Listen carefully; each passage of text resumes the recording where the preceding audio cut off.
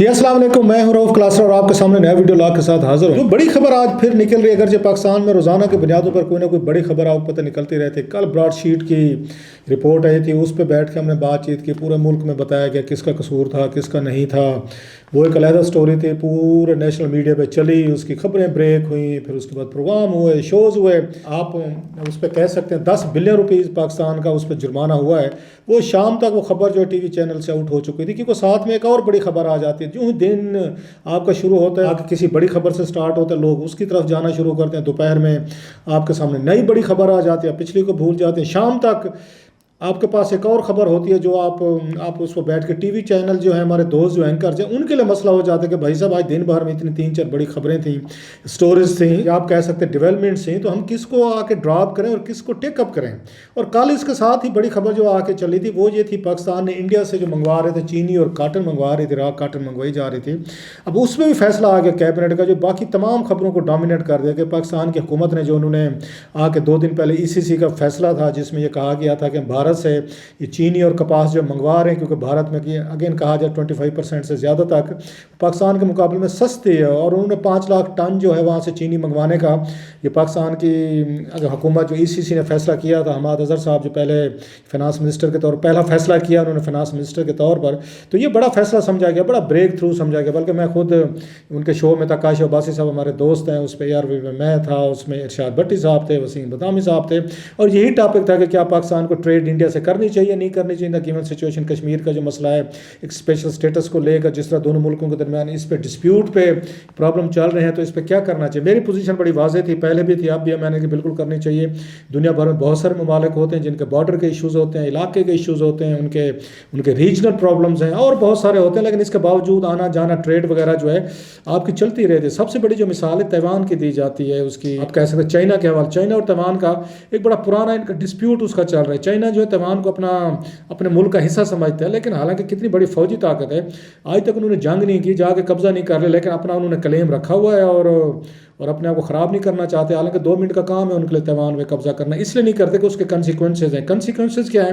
وہ معاشی کنسیکوینسز ہیں کہ پوری دنیا بیکاٹ کر دے گی، چائنا سے وہ چیزیں لینا بند کر دے گی، ٹریڈ کے مسائل ہو سکتے ہیں، اکنامک ان کو سینکشن کا سامنا کرنا پڑ سکتا ہے. سو اگین چائنیز جو انہوں نے بڑی سمجھداری سے اپنے بلینز آف ڈالرز کی ٹریڈ جو ہے دنیا کے ساتھ وہ خراب نہیں کی، لیکن اپنا تیوان پہ کلیم رکھا ہوا ہے، اور جو ملک اس کو مانتا ہے، تیوان کو مانتا ہے، اس کے ساتھ ان کا ریلیشن شپ جو ہے وہ زیادہ فرینڈلی نہیں رہتے. سو میرا بھی یہ خیال تھا کہ پاکستان کا 72 سال سے ایک اس پہ کشمیر میں ہمارا دعویٰ ہے، ایک اس پہ کلیم ہے، UN کو اس پہ UN کے ریزولوشنز ہیں اس پہ، اور پلس پاکستان اور انڈیا کے درمیان اس میں شملہ اکارڈ دیکھ لیں، لاہور بس اکارڈ دیکھ لیں، تمام میں کشمیر کو مانا گیا ہے کہ میوچولی طور پر بیٹھ کر ہم اس پہ بات چیت کریں گے.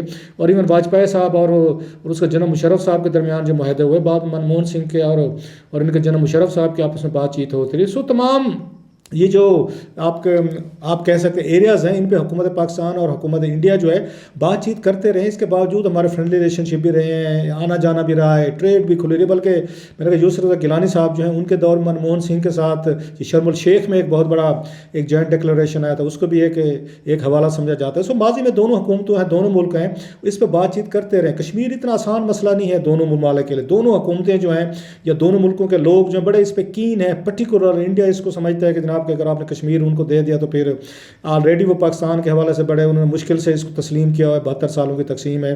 وہ یہ سمجھتے کشمیر چلا گیا تو پھر اس کے بعد انڈیا میں جو اتنے مسلمان رہتے ہیں پھر ان کو بھی لے کر چلے جائیں، وہاں پہ بہت ساری ایک بیک لیش کا ان کو خطرہ رہتا ہے. سو وہ اس کو اکھنڈ بھارت ایک ان کے ذہن میں رہی ہے، ماضی میں رہی ہے کہ اکھنڈ بھارت تھا، وہ اس کو آ کے اکھنڈ بھارت کی حیثیت سے دیکھتے ہیں. لہٰذا یہ مشکل ہے. پاکستان اس کو اپنا شاہ راگ سمجھتا ہے. دونوں ممالک جیسے میں نے کہا ان کے لیے پرابلمز ہیں، ان کی عوام کے لیے، ہماری عوام کے لیے، ان کی لیڈرشپ کے لیے، ہماری لیڈرشپ کے لیے. سو یہ آسان کام نہیں. اب اس کا حل کیا تھا؟ حل تو یہ تھا کہ اسٹیٹس کو رہنے دیں جیسے چل رہا ہے، جہاں ہے کہ بنیاد پہ دونوں ملکوں کے عوام دعوے کرتے رہتے ہیں. وہ کہتے ہیں کشمیر ہمارا ہے، ہم کہتے ہیں جی ہمارا ہے، ہماری شہراگ ہے.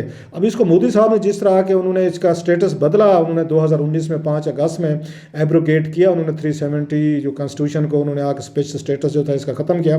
اب سارا پرابلم وہاں سے شروع ہوا ہے. اگر اس کو اسٹیٹس کو وہ رہنے دیتے جیسے پہلے 72 سالوں سے یا 70 سالوں سے کام چلتا رہا، اب بھی چلتا رہتا. سو اس کے بعد جو کشمیر کشمیر میں بھی خاصا مسئلہ ہوا، پاکستان میں بہت زیادہ اس کے ریئیکشن ہے. پاکستان نے اپنے آ کے اسٹیپس لیے بڑے سارے ٹریڈ کے، انہوں نے اسپیشلی ٹریڈ بند کی، ایریل جو ہمارے رابطے تھے وہ ختم ہوئے، ویزے جاری ختم ہوئے، ایک دوسرے کے ملکوں میں آنا جانا ختم ہوا، ایک دوسرے کے ملکوں سے ٹریڈ جو ہو رہی تھی یا دوائیاں لی جا رہی تھی، کھانا پینا جو کچھ بھی ہو رہا تھا سارا بند کر دے. ایون جو جو تھی فضائی راستے تھے جو پاکستان سے ہو کر انڈیا جاتے تھے، جہاں پہ ایئر لائن جاتی تھی یا انڈین لیڈرشپ کمرشل جہاز جو یوز کرتے تھے، سارا کچھ بند کر دیا گیا.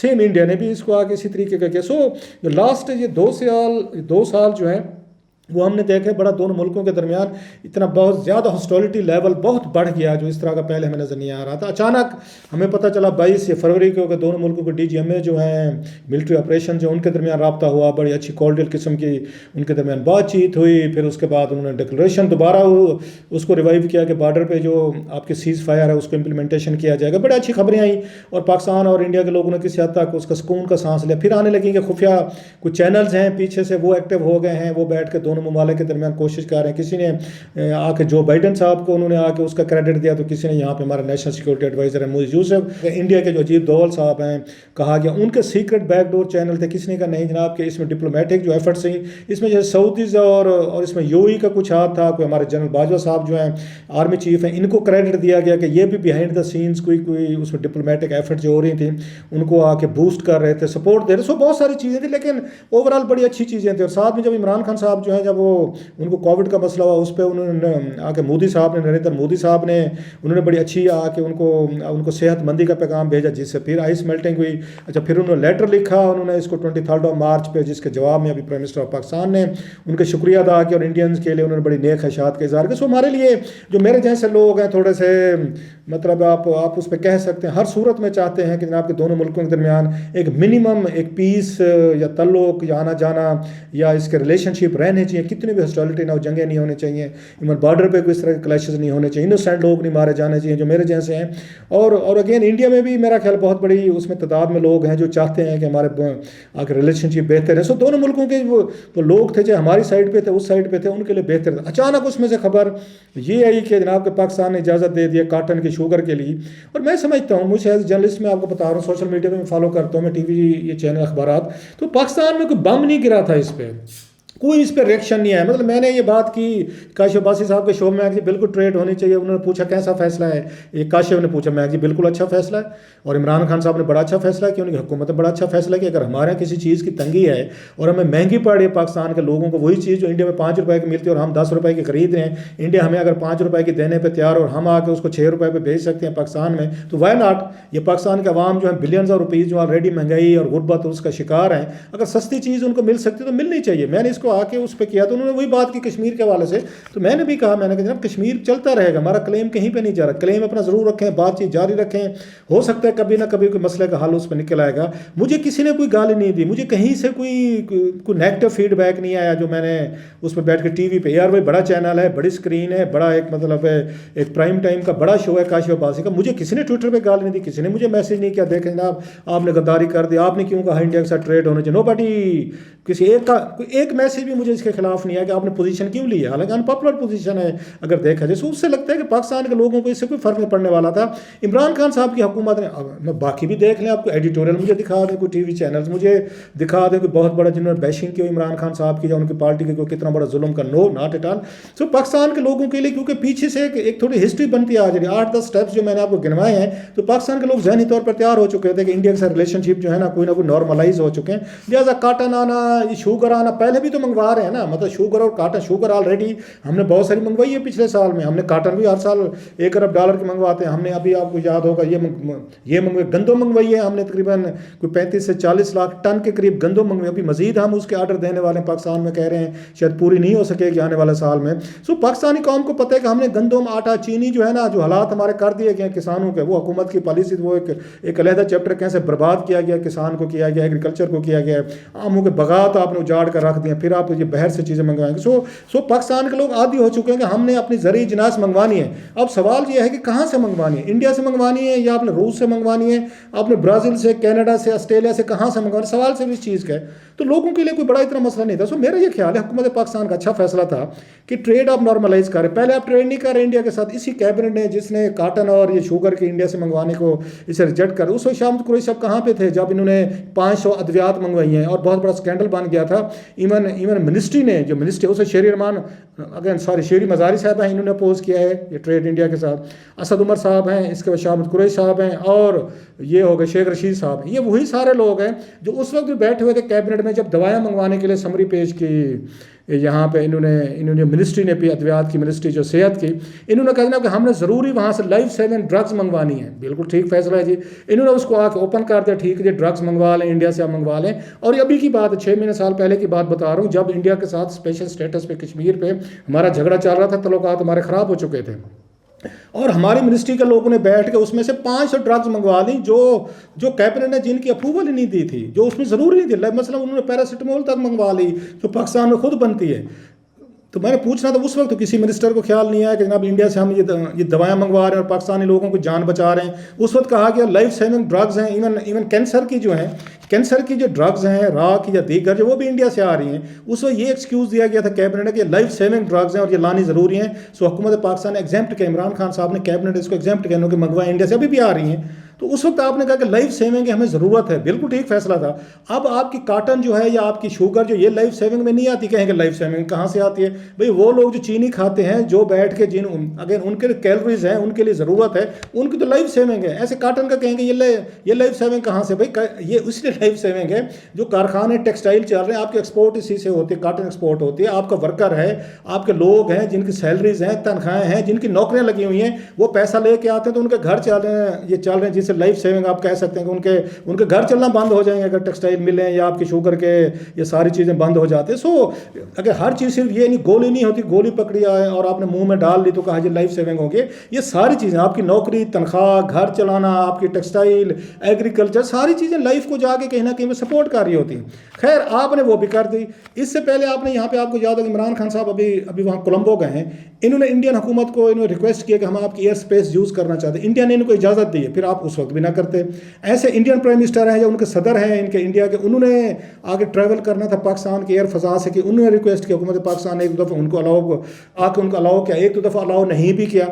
सो आपस में तो आप वो अगर इलीट लेवल पे, VIP लेवल पे तो एक दूसरे को दे रहे हैं, एक कंसेशन दे रहे हैं, जहाँ पे पाकिस्तान के लोगों को फ़ायदा हो सकता है, पाकिस्तान के लोगों को सस्ती चीज़ मिल सकती है। अभी वही चीनी जो है, अगर वहाँ से आपको सस्ती मिलती या काटन सस्ती मिलती तो पाकिस्तान के लोगों का भला हो सकता है। तल्लुकात तो अभी भी हैं, रिलेशनशिप अभी भी हैं, एक दूसरे के साथ प्लेजेंट्री तो अभी भी एक्सचेंज की जा रही हैं। और महज उस पर कह देना कि स्टेटस वो दोबारा रिवर्स किया जाए 370 का, हम तो 370 को भी नहीं मानते थे। कश्मीर का जो पहले वाला स्टेटस है इंडिया ने रखा हुआ था, हम तो उसको भी नहीं मानते थे। हम आके मौजूदा स्टेटस भी नहीं मानते, हम पिछला स्टेटस भी नहीं मानते। लिहाजा इंडिया 370 को आके दोबारा बहाल कर भी दे तो क्या पाकिस्तान मान लेगा कि हाँ 370 हो गया, लिहाजा कश्मीर का मसला हल हो गया है? क्या हम ये चीज़ मान लेंगे? अगेन सो मेरा ये ख्याल है हुकूमत अपने आप को थोड़ा सा मतलब लाफिंग स्टॉक बना रही है। अगर हुकूमतें मैच्योर होती हैं, मैच्योर फैसले किए जाते हैं, आपने उसको डिबेट करनी थी, बैठ के आपने पहले बात करनी थी, पहले आपने इजलास बुलाना था, उसके बाद समरी मूव करनी थी। आपने अच्छे खासे तल्लुकात एक साइड पे जाते जाते उनको ख़राब किया। और मैं पूछना चाहता हूँ, इनके वो जो है प्रिंसिपल सेक्रेटरी का काम होता है बुनियादी तौर पर, वो इन चीज़ों को देखते होते हैं, क्योंकि मिनिस्टर इंचार्ज इमरान खान साहब हैं, उसके जिस पर उन पर लतीफ़ा भी बन गया है कि कॉमर्स मिनिस्ट्री के में एक उस मिनिस्टर इंचार्ज तो आप हैं, आपने खुद समरी अपनी भेजी, अप्रूवल दी, उस पर साइन दिया, ECC को भेजी, ECC ने मंजूर कर दी, और फिर आपने कैबिनेट में बैठ के वज़ीर आज़म उसको रिजेक्ट कर दिया, अपना मजाक बना लिया।